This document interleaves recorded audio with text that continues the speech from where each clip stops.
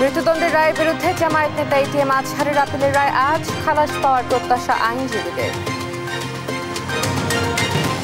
সচিবালয়ে আজ ঢুকতে পারবে না দর্শনার্থীরা, আশপাশের এলাকায় সভা সমাবেশে নিষেধাজ্ঞা, কর্মকর্তা কর্মচারীরা দাবি আদায় অনড়। রাজধানীর চাঁদনী চক মার্কেটে হেনস্থার শিকার ঢাবি নারী শিক্ষার্থী, প্রতিবাদ করায় সহপাঠীদের মারধর, 3 দোকানি গ্রেপ্তার। সবাই চড়া হয়ে তাদেরকে চোর অপবাদ দিয়ে তাদের পিছনে ধাওয়া করে পুরো মার্কেট মিলে মারছে। চাল বিতরণে অনিয়মের অভিযোগে পঞ্চগড়ের ঝলেই শালচির ইউপির 11 সদস্য আটক, কার্ডধারীদের কাছ থেকে নেওয়া টাকা উদ্ধার। ঢাকা ময়মনসিংহ মহাসড়ক দখল করে চলে ট্রাকে বালু লোড আনলোড, অবৈধ স্থাপনায় বাড়ছে যানজট, এতে ভোগান্তি বাড়ার শঙ্কা। যাত্রা শুরুর 150 বছরে উন্নয়নের ছোঁয়া লাগেনি দিনাজপুরের পার্বতীপুর রেল স্টেশনে, চরম অব্যবস্থাপনায় হতাশ যাত্রীরা। এবং গাজায় যুদ্ধবিরতি নিয়ে যুক্তরাষ্ট্রের প্রস্তাব রাজি হামাস, 2 ধাপে মুক্তি পাবে 10 ইসরায়েলি জিম্মি, বিনিময় উপত্যকা থেকে আংশিক সেনা প্রত্যাহার।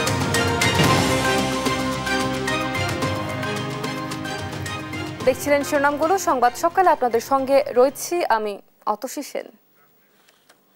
এবারে পুরো খবর। মানবতা বিরোধী অপরাধের মামলায় মৃত্যুদণ্ডাদেশের বিরুদ্ধে জামায়াত নেতা এটিএম আজহারুল ইসলামের আপিলের রায় ঘোষণা হবে আজ। মঙ্গলবার সকালে প্রধান বিচারপতি সৈয়দা রেফাত আহমেদের নেতৃত্বাধীন 7 বিচারপতির পূর্ণাঙ্গ আপিল বেঞ্চ এ রায় দেবেন। 71-এ মুক্তিযুদ্ধ চলাকালে রংপুর অঞ্চলে গণহত্যা, হত্যা, অপহরণ, ধর্ষণ সহ মানবতা বিরোধী অপরাধের অভিযোগ আনা হয়েছিল আজহারের বিরুদ্ধে। গত 26শে ফেব্রুয়ারি মৃত্যুদণ্ডের রায়ের বিরুদ্ধে আপিলের অনুমতি দেয় আপিল বিভাগ। পরে আপিলের আবেদন করেন আজহার।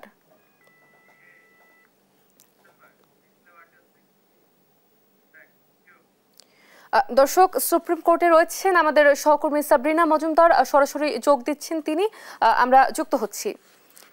সাবরিনা, আপিলের রায় নিয়ে আইনজীবীরা কি প্রত্যাশা করছেন এবং সর্বশেষ কি তথ্য রয়েছে আপনার কাছে, সার্বিক পরিস্থিতি কি দেখছেন জানাবেন সাবরিনা।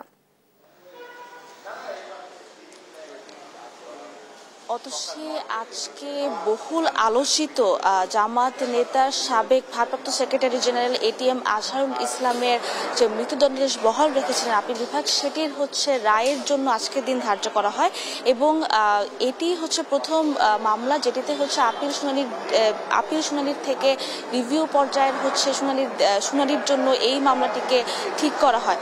তো এখন পর্যন্ত এই মামলাটি যদি একটু পিছনের দিকে আমি যদি একটু বলি, সেটি যে এই মামলাটি যখন আসে তখন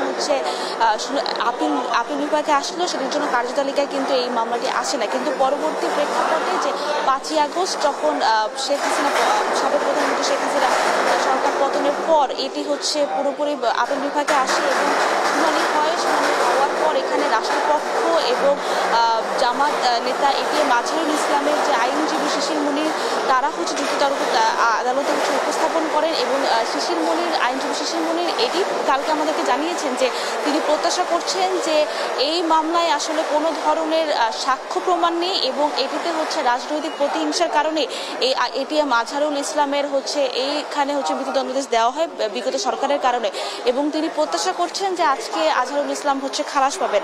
সেই সাথে যখন আন্তর্জাতিক অপরাধ ট্রাইব্যুনালের যে আইনজীবী কাজী এমএস তামিম, তাদের সাথে সেই পক্ষের সাথে আমরা কথা বলি, কাজী এমএস তামিম বলেছিলেন যে এই যে যদি এটিএম আজহারুল ইসলামের যদি আজকে রায়ে খালাস পান তাহলে কিন্তু সেখানে আন্তর্জাতিক আইনের প্রশ্নবিদ্ধ হবে, কিন্তু এই আন্তর্জাতিক অপরাধ ট্রাইব্যুনাল আইন যেটিকে করা হয়েছিল সেটিকে কোনো অসৎ উদ্দেশ্যে কিন্তু করা হয়নি, কিন্তু এই আইনে বিগত সরকার এই আইনটিকে অসৎ উদ্দেশ্যের জন্য এটিকে ব্যবহার করেছিল।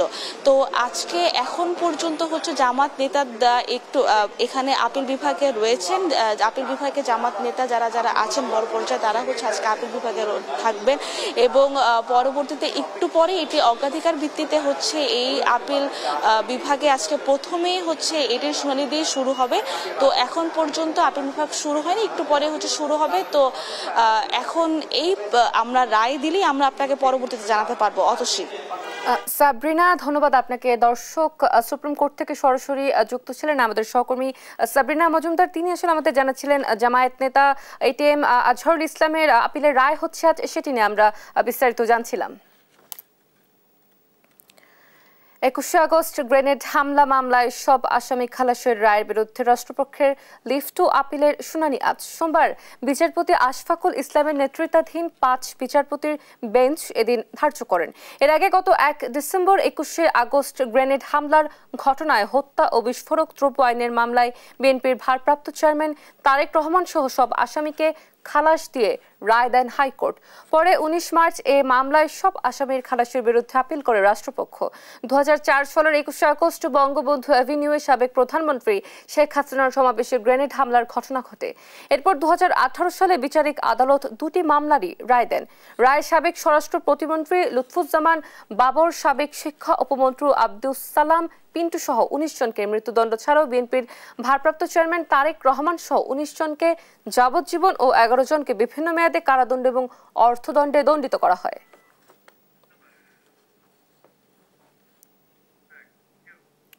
সচিবালয়ে আজ দর্শনার্থী প্রবেশ বন্ধ রাখা হয়েছে। মঙ্গলবার সকাল থেকে দর্শনার্থীদের সচিবালয়ে ঢুকতে দেওয়া হচ্ছে না।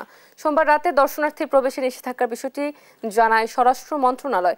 একই সঙ্গে সচিবালয় আশপাশের এলাকায় সভা সমাবেশ, গণজমায়েত, মিছিল ও শোভাযাত্রা নিষিদ্ধ করেছে ডিএমপি। এদিকে সরকারি চাকরি অধ্যাদেশ বাতিলের দাবিতে আজও সচিবালয়ে বিক্ষোভ করার কথা রয়েছে কর্মকর্তা কর্মচারীদের। সোমবার দুপুরে মন্ত্রিপরিষদ বিভাগের নতুন ভবনের নিচে কর্মকর্তা কর্মচারীদের সবগুলো সংগঠনের সমন্বয়ে গঠন করা ঐক্য ফোরামের নেতারা এই কর্মসূচি ঘোষণা করেন। সচিবালয় কর্মচারীদের আন্দোলনের মধ্যেই সরকারি চাকরি সংশোধন অধ্যাদেশ জারি করে সরকার। অধ্যাদেশ 4 অপরাধের জন্য চাকরিচ্যুতির বিধান রাখা হয়েছে।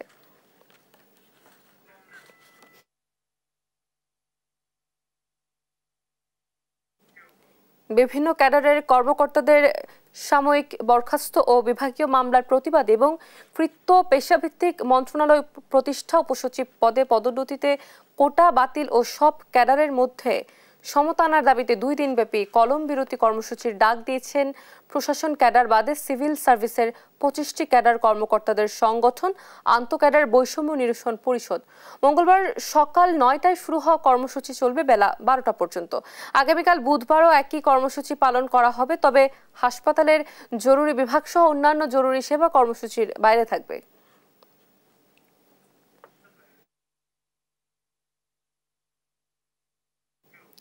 চার দিনের সফরে আছে মঙ্গলবার রাতে জাপানের উদ্দেশ্যে যাত্রা করবেন অন্তর্বর্তী সরকারের প্রধান উপদেষ্টা ডক্টর মোহাম্মদ ইউনূস। সফরে কয়েকটি গুরুত্বপূর্ণ ঘোষণা আসতে পারে, যার মধ্যে বাংলাদেশকে $1 বিলিয়ন মার্কিন বাজেট সহায়তার ঘোষণা দিতে পারে জাপান। টোকিও সফরকালে জাপানের পররাষ্ট্রমন্ত্রী, জাপান আন্তর্জাতিক উন্নয়ন সংস্থা জাইকার প্রেসিডেন্ট, জাপান এক্সটার্নাল ট্রেড অর্গানাইজেশনের প্রেসিডেন্ট ডক্টর ইউনূসের সঙ্গে সৌজন্য সাক্ষাৎ করবেন। প্রধান উপদেষ্টা একটি বিজনেস সেমিনারে অংশ নেবেন। সেখানে তিনি জাপান থেকে বাংলাদেশে আরও বেশি বিনিয়োগের আহ্বান জানাবেন। 29 মে জাপানের টোকিওতে অনুষ্ঠেয় নিক্কেই ফোরামে অংশ নেবেন। পরদিন 30 মে জাপানের প্রধানমন্ত্রী শিগেরু ইশিবার সঙ্গে দ্বিপক্ষীয় বৈঠক করবেন ডক্টর ইউনূস। 2 শীর্ষ নেতার বৈঠকে 5টি সমঝোতা স্মারক ও চুক্তি সই হতে পারে।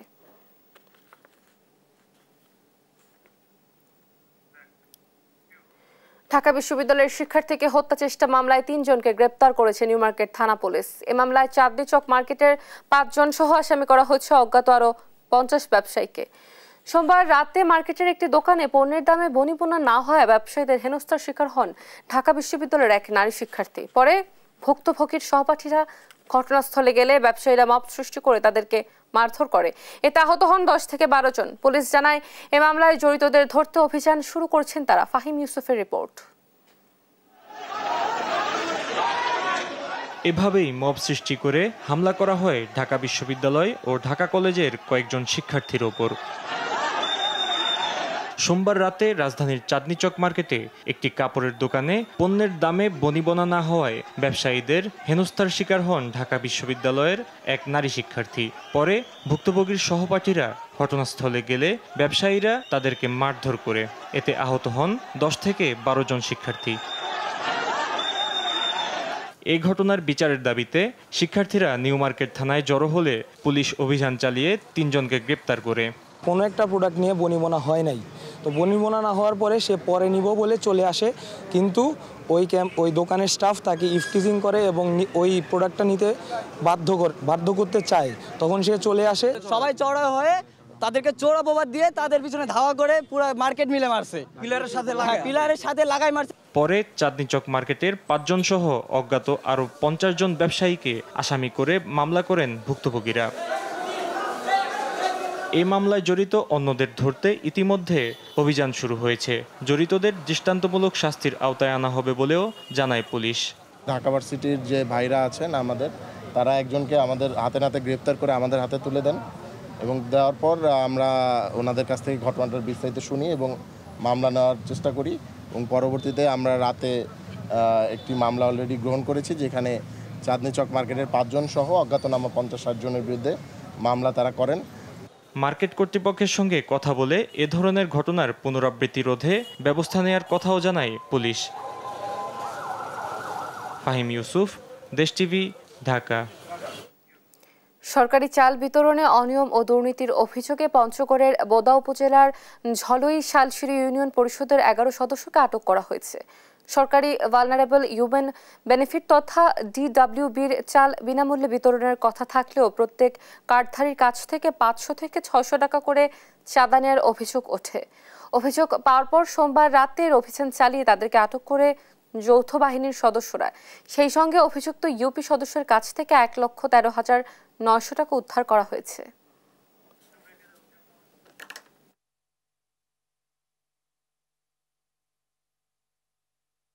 যে অপরাধটি হয়েছে আমরা জানি যে এটা আসলে এক ধরনের ফৌজদারি অপরাধ। এখানে আমরা কিছু অর্থও আমরা এখানে তাদের হাতে পেয়েছি, যা তারা স্বীকার করেছে। তো সেই অর্থ সহ সামগ্রিক বিষয়ে উপযুক্ত আদালতের কাছে আমরা সুপর্দ করার নির্দেশিত এবং সিদ্ধান্ত গ্রহণ করেছি। ঢাকা ময়মনসিংহ মহাসড়কের দুপাশে সারি সারি ট্রাক দাঁড় করিয়ে লোড আনলোড করা হচ্ছে বালু। গড়ে তোলা হয়েছে অবৈধ স্থাপনা, দোকানপাট এবং 3 চাকার অটোরিকশার অবাধ চলাচল। এতে প্রায়ই যানজটে পড়তে হচ্ছে যাত্রীদের। বিশেষ করে ঈদে এ ভোগান্তি বাড়ে কয়েক গুণ। তাই ঈদ সামনে রেখে পরিবহন চালকরা ভোগান্তির আশঙ্কা করলেও সমাধানের সব প্রস্তুতির কথা জানায় পুলিশ। সহকর্মী ইলিয়াস আহমেদের প্রতিবেদন, জানাচ্ছেন টুম্পা আফরোজ।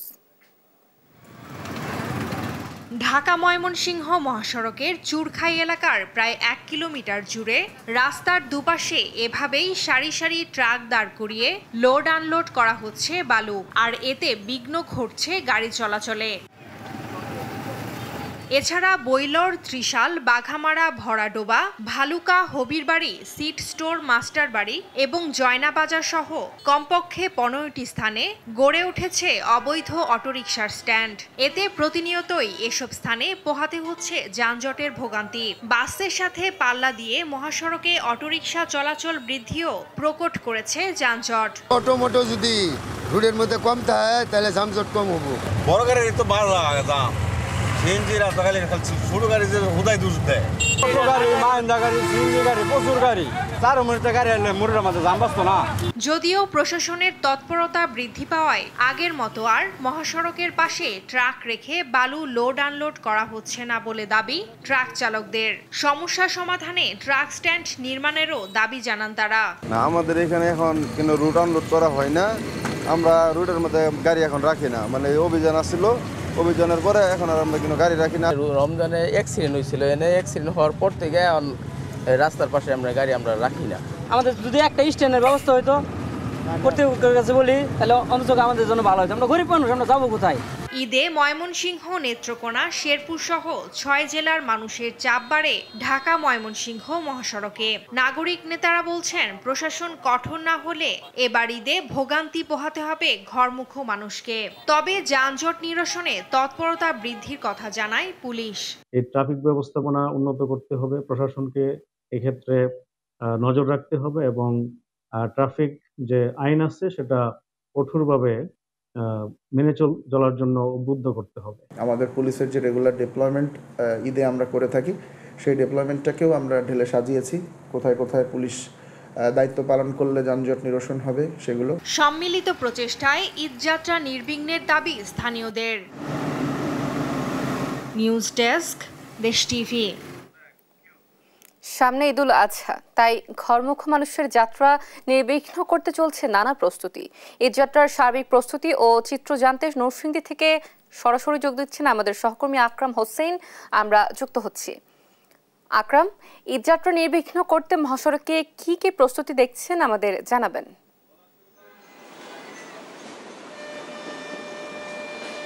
আমি বর্তমানে রয়েছি ঢাকা সিলেট মহাসড়কের ভেলেনাগড়ে। প্রায় 52 কিলোমিটারের এই মহাসড়কে আমরা সকাল থেকেই দেখতে পারি যানবাহনের চাপ। বিশেষ করে এই মহাসড়কটি 2 লাইনের মহাসড়ক বর্তমানে, আর এছাড়াও ঢাকা সিলেট মহাসড়ক 6 লাইনের কাজ চলছে। আমরা যেটা সকাল থেকেই দেখতে পাই যে মহাসড়কের যেই বিভিন্ন পয়েন্ট, বিশেষ করে কান্দাইল থেকে শুরু করে মাধবদী, পাঁচদোনা মোড়, তারপরে সাহেবপ্রতাপ এবং ভেলনাগড় ছাড়াও ইটাখোলা অংশে রয়েছে যানবাহনের চাপ। আর আমরা যেটা দেখতে পাই ঢাকা সিলেট মহাসড়কের উন্নয়ন কাজের অধীনে ঢাকা সিলেট মহাসড়কের পাশেই বালু ভরাট সহকারে বিভিন্ন অংশে মোড়ে মোড়ে চলছে ফ্লাইওভারের কাজ, যার ফলে আমরা দেখতে পাই গাড়ির অতিরিক্ত চাপ। আমরা কথা বলেছিলাম মহাসড়কের প্রকৌশলীর সাথে, তিনি আমাদেরকে জানিয়েছেন যে বর্তমানে ঢাকা সিলেট মহাসড়কের 2 লাইনের যে অংশে তারা কাজ করছেন এবং প্রয়োজনে যেখানেই ভাঙা বা কোনো নির্মাণ কাজ প্রয়োজন হবে তারা কুইক রেসপন্স টিমের মাধ্যমে তারা এই কাজ সম্পাদন করবেন। এছাড়াও আমরা কথা বলেছিলাম পুলিশ সুপার নরসিংদীর সাথে, তিনি আমাদের জানিয়েছেন অন্তত 10-12টি পয়েন্টে তারা তাদের ট্রাফিক পুলিশ, হাইওয়ে পুলিশ এবং বিভিন্ন অতিরিক্ত পুলিশের সমন্বয়ে বিভিন্ন টিম গঠন করে যানবাহন নিয়ন্ত্রণের কাজ করছেন। এছাড়াও যেহেতু সামনে কুরবানি ঈদ এবং কুরবানি ঈদকে সামনে রেখে তারা পশুবাহী যেই যানবাহন তা নিশ্চিত নিরাপদে পারাপারের ব্যবস্থা করছেন। এছাড়া আমরা কথা বলেছিলাম জেলা প্রশাসনের সাথে, তিনি আমাদেরকে জানিয়েছেন যে তারা গত ঈদের মতো এইবারও যারা ঢাকা সিলেট মহাসড়কে নিশ্চিত নিরাপত্তার জন্য ব্যবস্থা করবেন। এছাড়াও আমরা দেখেছি এবং দেখছি সকাল থেকে যে যানবাহন নিয়ন্ত্রণে কাজ করছে পুলিশ। এই ছিল ঢাকা সিলেট মহাসড়কের ভেলেনাগড় অংশ থেকে সর্বশেষ। আকরাম, ধন্যবাদ আপনাকে। দর্শক, আমরা ঈদযাত্রাকে ঘিরে নরসিংদীর যে মহাসড়ক রয়েছে সেখানকার সার্বিক তথ্য এবং পরিস্থিতি সম্পর্কে জানছিলাম। যাত্রা শুরুর 150 বছরে উন্নয়ন ও আধুনিকতার ছোঁয়া লাগেনি। বাংলাদেশ রেলওয়ে পশ্চিমাঞ্চলের গুরুত্বপূর্ণ জংশন দিনাজপুরের পার্বতীপুর রেল স্টেশনে অব্যবস্থাপনার মধ্য দিয়ে চলছে স্টেশনটির কার্যক্রম। কর্তৃপক্ষ বলছে রেল মন্ত্রণালয়ে চিঠি দেওয়া হলেও মেলেনি সমস্যার সমাধান। সহকর্মী মোহাম্মদ হারুনুর রশিদের পাঠানো তথ্যছবিতে আরও জানাচ্ছেন সালমা জাহান। বাংলাদেশ রেলওয়ে পশ্চিমাঞ্চলের গুরুত্বপূর্ণ junction Dinajpur Parbatipur rail station. প্রতিদিন 4টি রুটে আন্তনগর, মেইল ও লোকাল সহ এই জংশন দিয়ে চলাচল করে 48টি যাত্রীবাহী ট্রেন। চলাচল করে মালবাহী ট্রেনও। ব্রিটিশ আমলে নির্মাণের পর সামান্য সংস্কার ছাড়া 4টি প্ল্যাটফর্মের এই স্টেশনে কখনো লাগেনি উন্নয়ন ও আধুনিকতার ছোঁয়া। দীর্ঘদিন ধরে বন্ধ যাত্রীদের বিশ্রামাগার, প্ল্যাটফর্মে নেই বসার পর্যাপ্ত আসন, ফ্যান থাকলেও তা বিকল, সংস্কারের অভাবে ব্যবহারের অনুপযোগী শৌচাগার, জরাজীর্ণ ভবনের অনেক অংশ ভেঙে গেছে। ভোগান্তি পোহাচ্ছে যাত্রীরা। এই স্টেশনটা একটু উন্নত হওয়া দরকার। কোথায় বসবে, কোথায় করবে, রোদের মধ্যে মানুষ অস্থির হয়ে যায়। কাজের দিক দিয়ে অনেক পিছিয়ে আছে, অনেক স্টেশন এর থেকে অনেক উন্নত হয়েছে, কিন্তু এটা যেমন সেই রকমই পড়ে আছে। ঠিক আমাদের উন্নয়ন হোক, প্ল্যাটফর্ম আমাদের ভালো হোক। এই যে পার্বতীপুর প্রত্যেকটা প্ল্যাটফর্মের শেষ মাথা পর্যন্ত ছাদ হইতে হবে, এখানে ভিআইপি একটা আপনার বাথরুম হইতে হবে। কর্তৃপক্ষের দাবি রেলপথ মন্ত্রণালয়ে চিঠি দেওয়া হলেও কোনো সমাধান মেলেনি। আমার মনে হয় আরো এই স্টেশনটা সরকারের সুদৃষ্টি দেওয়া উচিত, এবং আমি আসার পরেও কয়েকবার চিঠি দিয়েছি যে বিভিন্ন সমস্যা সম্পর্কে, যেমন প্ল্যাটফর্মের শেডগুলোর অবস্থা জরাজীর্ণ হয়েছে। পার্বতীপুর রেলওয়ে যাত্রা শুরু হয় 1879 সালে। অতি দ্রুত এই স্টেশনকে আধুনিকতায় ফেরাবেন রেল মন্ত্রণালয়, প্রত্যাশা দিনাজপুরবাসীর। নিউজ ডেস্ক, দেশ টিভি। বঙ্গোপসাগরে সৃষ্ট লঘুচাপটি আগামী 2 দিনের মধ্যেই ঘূর্ণিঝড়ের রূপ নিতে পারে এমন পূর্বাভাস দিয়েছে আবহাওয়া অফিস। এতে উপকূলীয় এলাকাগুলোতে বাড়ছে শঙ্কা। এই পরিস্থিতি নিয়ে বিস্তারিত জানাতে আমাদের সঙ্গে সরাসরি যুক্ত হচ্ছেন আমাদের সহকর্মী ছোটন সাহা। আমরা যুক্ত হচ্ছি। ছোটন, ঘূর্ণিঝড়ের সম্ভাব্য গতিপথ ও প্রভাব নিয়ে কি বলছে আবহাওয়া অধিদপ্তর? সর্বশেষ কি তথ্য রয়েছে আপনার কাছে, জানাবেন? অতসী, যে উত্তর বঙ্গোপসাগরে যে বলা হচ্ছে যে লঘুচাপ সৃষ্টি হবে, সেটি আসলে আজ বা কালের মধ্যে কিন্তু সেটি লঘুচাপের সৃষ্টি হবে এবং যেটি পর্যায় কমে আমরা জেনেছি যে এটি গভীর নিম্নচাপ থেকে এরপর ঘূর্ণিঝড়ের রূপ নেবে, এমনটি কিন্তু আমরা জেনেছি। তো সেক্ষেত্রে আসলে ভোলার যে জেলা প্রশাসনের পক্ষ থেকে পূর্ব প্রস্তুতি নিয়েছেন এবং ইতিমধ্যেই কিন্তু জেলা দুর্যোগ ব্যবস্থাপনা কমিটির কিন্তু বৈঠকও হয়েছে। সেখান থেকে ভোলার জেলা প্রশাসক আজাদ জাহান কিন্তু যে প্রস্তুতির কথা আমাদেরকে জানিয়েছেন, তিনি বলছিলেন যে 869টি আশ্রয় কেন্দ্র তারা প্রস্তুত রেখেছেন এবং একই সাথে 13,800 স্বেচ্ছাসেবীকেও কিন্তু তারা প্রস্তুত রেখেছেন, 98টি মেডিকেল টিম তারা প্রস্তুত রেখেছেন এবং তারা বলছিলেন যে জরুরি প্রয়োজনে সরকারি কর্মকর্তাদের ছুটিও কিন্তু তারা বাতিল করবেন, এমনটি কিন্তু তারা আমাদেরকে বলছিলেন। এবং যারা যে মজুত রয়েছে, বিশেষ করে ঘূর্ণিঝড়ের পূর্বে যে খাদ্য সামগ্রী এবং চাল বরাদ্দ রয়েছে পর্যাপ্ত, এমনটি আমরা জেনেছি। এবং জেলা প্রশাসক আরও যে নির্দেশনা দিয়েছেন, তিনি বলছিলেন যে পুলিশ, কোস্টগার্ড, ফায়ার সার্ভিস থেকে শুরু করে সরকারি কর্মকর্তাদেরকে তিনি প্রস্তুত রেখেছেন। যদি ঝড় শুরু হয়ে থাকে বা ঝড়ের আশঙ্কা করা হয়ে থাকে, সেক্ষেত্রে তাদের যে প্রস্তুতি সেটি শুরু হবে এবং তিনি সতর্ক রেখেছেন। আমরা জেনেছি যে ভোলায় প্রায় 350 কিলোমিটার বেড়িবাঁধ রয়েছে এবং এর ভিতরে বেশ কিছু বেড়িবাঁধ কিন্তু ঝুঁকির মধ্যে রয়েছে। তো এমন অবস্থায় পানি উন্নয়ন বোর্ড থেকে বলা হয়েছে যে সমস্ত ঝুঁকিপূর্ণ বাঁধ রয়েছে সেগুলো তারা ইতিমধ্যেই মেরামত করেছেন এবং ঝড়ের কারণে যদি সেগুলো আরও বেশি ঝুঁকির মধ্যে পড়ে বা ধসে পড়ার আশঙ্কা থাকে, সেক্ষেত্রে তারা পর্যাপ্ত জিও ব্যাগ এবং কর্মকর্তাদেরও তারা প্রস্তুত রেখেছেন। আমরা উপকূলীয় এলাকায় ঘুরেছি এবং উপকূলের বাসিন্দাদের সাথে কথা বলেছি, তারা আসলে এই ঝড় আসবে এমনটি পূর্বাভাস তারা জেনেছেন, তবে এই বিষয়টি নিয়ে তারা অনেকটাই আতঙ্কিত এবং তারা প্রস্তুতি নিচ্ছেন যে সতর্কতা সংকেত যদি জারি করা হয় সেক্ষেত্রে তারা আশ্রয়কেন্দ্রে যাবে, এমনটি কিন্তু আমরা জেনেছি। তো এ ছিল আমার কাছে যে উত্তর বঙ্গোপসাগরে যে ঘূর্ণিঝড়ের সৃষ্টি হতে যাচ্ছে তা নিয়ে সর্বশেষ তথ্য। ফিরছি স্টুডিওতে। অতসী। ছোটন, ধন্যবাদ আপনাকে। দর্শক, আমরা ঘূর্ণিঝড়ের পূর্বাভাসটি জানছিলাম, আমাদের জানাচ্ছিলেন আমাদের সহকর্মী ছোটন সাহা।